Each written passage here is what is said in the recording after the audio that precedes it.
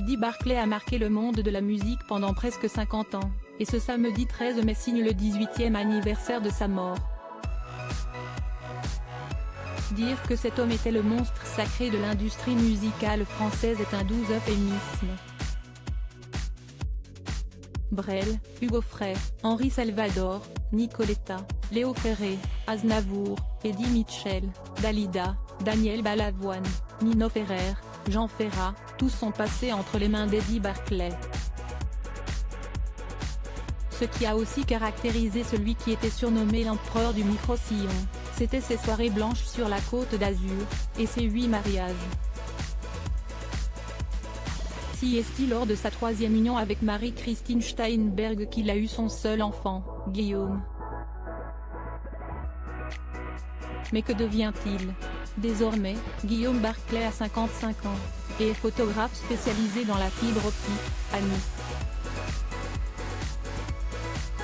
Et si le père de famille vit désormais sur la Côte d'Azur, cher au cœur de son père, ça n'a pas toujours été le cas.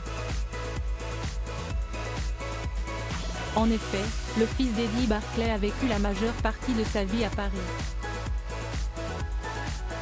Les stars rendent hommage à Eddie Barclay assuré la relève née à l'aube des années 1970, le photographe a donc eu le privilège d'assister aux innombrables soirées immaculées qu'organisait son père. Mais pour y entrer, le jeune Guillaume devait mettre la main à la pâte.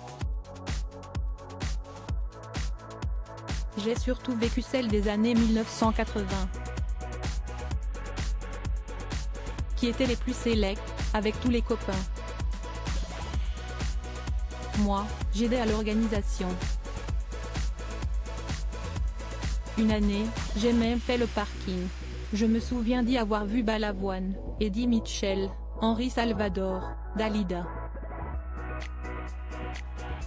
Se rappelait-il pour Nice matin? À l'été 2013, le fils du prodige avait d'ailleurs pris la relève, en organisant une soirée blanche, en marge d'une exposition de photos en hommage au roi des soirées tropéziennes, au Bifort, à Monaco. Mon père aimait réunir les gens et disait que le blanc allait bien à tout le monde. Les plus grands chefs du monde sont venus aux soirées blanches, ainsi que des musiciens hors normes. Avait-il conclu auprès du journal niçois. Si est-il pour cette raison, qu'un triste 13 mai 2005, amis, famille et une pléthore de stars avaient rendu un dernier hommage à l'empereur du micro-sillon, en accompagnant son cercueil, tout de blanc vêtu. Article écrit en collaboration avec 6 médias. Crédit photo, Franck Chavaroche Nice Matin.